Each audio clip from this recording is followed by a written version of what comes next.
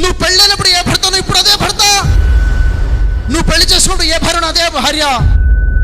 నువ్వు అప్పటి భర్తవి కదా, నువ్వు మారిపోయావు. నువ్వు పెళ్ళైనప్పుడు భార్యవి కదా, నువ్వు మారిపోయావు. మారింది భార్య భర్త కాదు, ఆలోచనలు మారాయి, చూసే కోణం మారింది.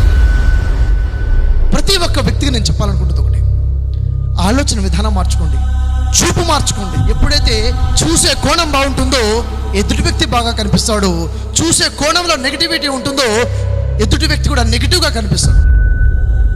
రిలేషన్స్ ఎంత వీక్గా తయారైపోయాయంటే రిలేషన్స్ని వాడుకోవడం మొదలు పెట్టేశారు. ప్రేమించాల్సిన రిలేషన్స్ని వాడుకుంటున్నాం, వాడుకోవాల్సిన వస్తువుని ప్రేమించేస్తున్నాం. కార్ని వాడుకోవాలి, కార్ని ప్రేమిస్తున్నాను.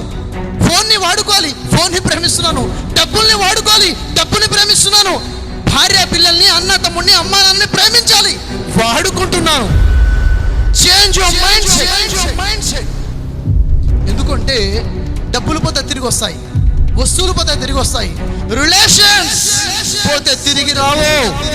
కాపాడుకోండి రిలేషన్.